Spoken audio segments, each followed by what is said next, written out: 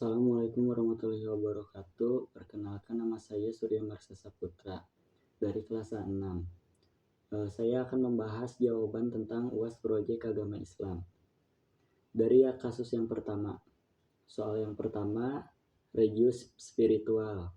Bagaimana masjid dapat meningkatkan kesadaran spiritual masyarakat? Nah, di sini ada 3 pelaksanaannya. Yang pertama, adakan kajian rutin setiap pekan dengan tema yang relevan, seperti motivasi spiritual, tafsir, atau fikih praktis. Yang kedua, selenggarakan tablik akbar bulanan dengan menghadirkan ustadz populer. Lalu yang ketiga, membentuk komunitas pemuda masjid yang aktif mengelola kegiatan kreatif seperti diskusi film Islami, lomba azan, atau bakti sosial. Nah, dampak positifnya dapat meningkatkan pemahaman agama dan motivasi untuk lebih sering beribadah di masjid. Lalu yang kedua, menghidupkan suasana masjid sehingga lebih ramai dan menarik perhatian masyarakat. Lalu yang ketiga, menarik minat pemuda untuk terlibat aktif dalam kegiatan masjid, mengurangi waktu luang yang tidak produktif. Lalu dari soal yang kedua, sehat rohani dan jasmani. Program apa yang bisa dilakukan untuk mendukung kesehatan jasmani dan rohani jamaah?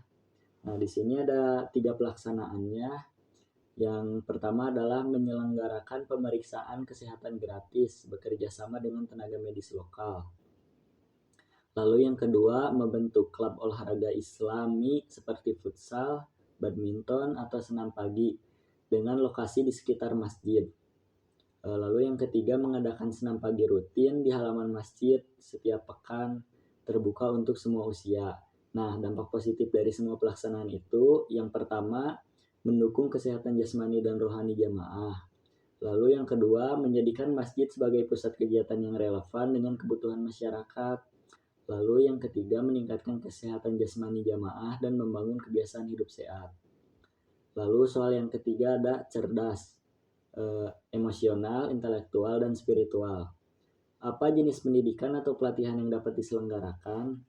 Nah, 3 pelaksanaannya yaitu yang pertama, buka kelas belajar seperti bimbingan, belajar anak-anak, kursus komputer, atau pelatihan keterampilan praktis seperti menjahit atau desain grafis. Lalu yang kedua, selenggarakan pelatihan manajemen emosi atau pengembangan diri bagi remaja dan orang dewasa. Lalu yang ketiga, membuka bazar bulanan untuk memasarkan produk jamaah dan hasil pelatihan. Dampak positifnya, yang pertama, meningkatkan kualitas pendidikan dan keterampilan masyarakat. Lalu yang kedua, membantu remaja lebih fokus pada kegiatan positif, mengurangi nongkrong tanpa arah. Lalu yang ketiga, memberdayakan masyarakat dengan peluang usaha baru yang berkelanjutan. Lalu soal yang keempat, sejahtera. Bagaimana sih masjid dapat membantu jamaah meningkatkan kesejahteraan ekonomi mereka? Nah, di sini ada 3 pelaksanaan juga. Yang pertama, bentuk koperasi jamaah atau pelatihan kewirausahaan yang melibatkan para pemuda dan ibu-ibu. Yang kedua, sediakan bazar bulanan di masjid untuk memasarkan produk jamaah.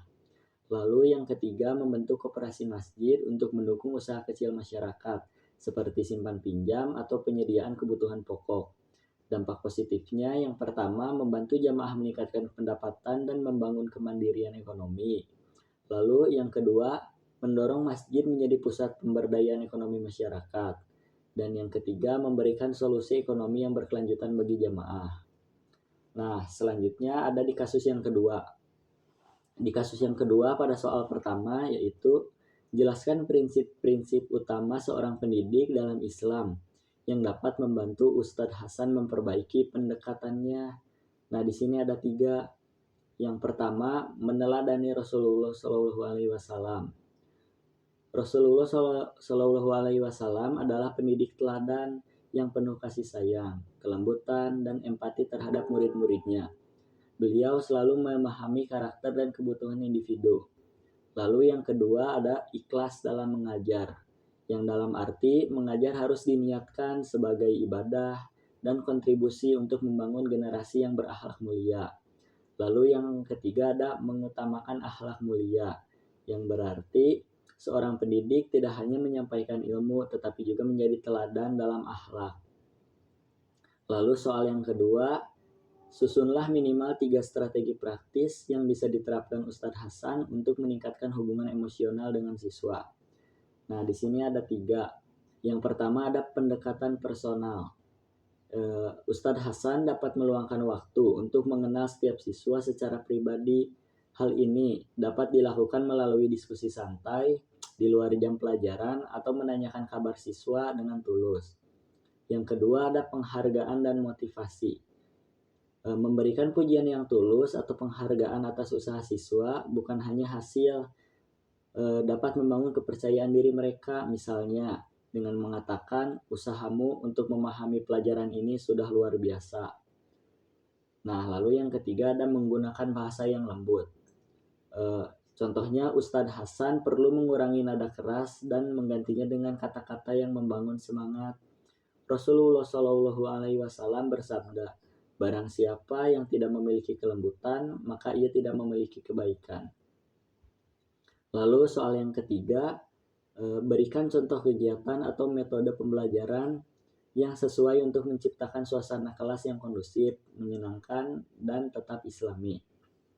Di sini ada 3 contoh. Yang pertama, ada diskusi kelompok dengan pendekatan islami. Dalam arti siswa dibagi dalam kelompok kecil untuk mendiskusikan topik tertentu, misalnya keutamaan akhlak mulia dalam kehidupan sehari-hari. Ustadz Hasan bertindak sebagai fasilitator, memastikan semua siswa merasa nyaman untuk berbicara. Lalu yang kedua ada metode storytelling islami. Dalam arti menceritakan kisah para nabi atau sahabat Rasulullah Shallallahu Alaihi Wasallam dengan gaya interaktif yang menarik. Setelah itu, diskusikan pelajaran moral dari cerita tersebut dan kaitkan dengan kehidupan sehari-hari. Lalu yang terakhir, kegiatan reflektif mingguan. Setiap minggu adakan sel muhasabah diri, di mana siswa diajak untuk merefleksikan diri, perbuatan baik yang telah dilakukan, dan rencana perbaikan untuk pekan berikutnya. Ustadz Hasan dapat memberikan bimbingan dengan nada yang menyejukkan hati. Nah, di sini ada yang terakhir adalah soal ketiga. Soalnya, apa yang Anda pahami tentang Islam yang rahmatan lil alamin, ekonomi syariah, dan pernikahan dalam Islam? Nah, yang pertama, Islam yang rahmatan lil alamin.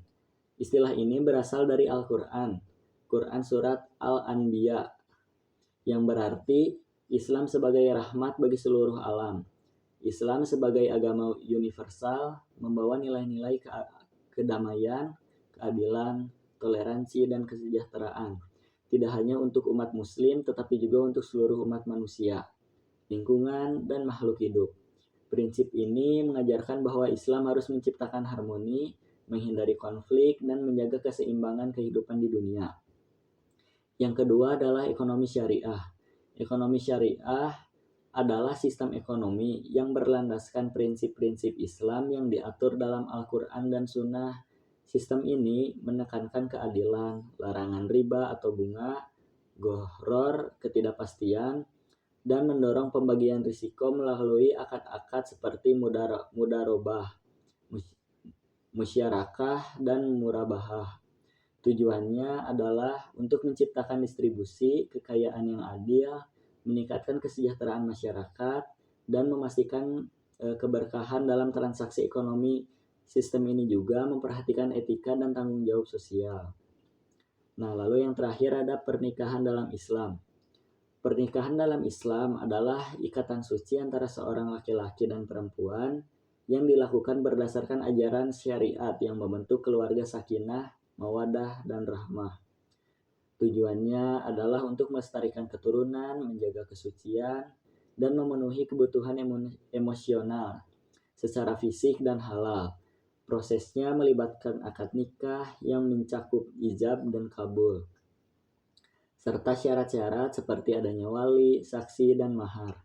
Pernikahan dianggap bentuk ibadah, dan hubungan suami istri diatur untuk saling menghormati, mencintai, dan mendukung dalam ketaatan kepada Allah. Sekian presentasi atau jawaban UAS pelajaran PAI dari saya.